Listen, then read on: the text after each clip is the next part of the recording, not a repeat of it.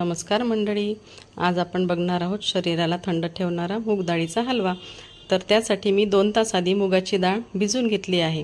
त्यामधलं पाणी निथळून घेऊन ती छान मिक्सरच्या भांड्यामध्ये वाटून घेतली आणि ही वाटलेली डाळ आपण एका पॅनमध्ये तूप गरम करून अर्धीच वाटी तूप वापरलेलं आहे। आपल्याला 1 वाटी मुगाच्या डाळीच्या हलव्याला पूर्ण 1 वाटी तूप वापरायचं आहे, पण हे तूप मी 2 स्टेपमध्ये वापरलं आहे।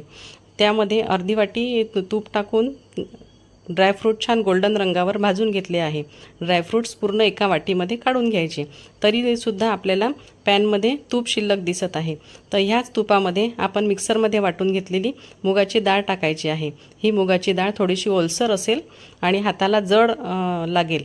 ही छान भाजून घेतल्यानंतर आपण 10 मिनिटांनंतर जे उरलेलं आपलं तूप आहे ते त्यामध्ये टाकायचं आहे। ही छान भाजत येऊन ती छान तूप ॲब्सॉर्ब करते आणि डाळ छान कोरडी कोरडी तयार होते। अर्धी वाटी तूप आपल्याला जे उरलेलं आहे ते 10 मिनिटांनंतर टाकून बघा, 20 मिनिटांनंतर अशी डाळ तयार होते कोरडी। या स्टेजला आपल्याला आपण जो साखरचा पाक तयार करून ठेवलेला आहे तो टाकायचा आहे। हा साखरचा पाक बनवताना मी त्यामध्ये ऑरेंज फूड कलर टाकला आहे आणि थोड्याशा केशरच्या काड्यासुद्धा टाकलेल्या आहे।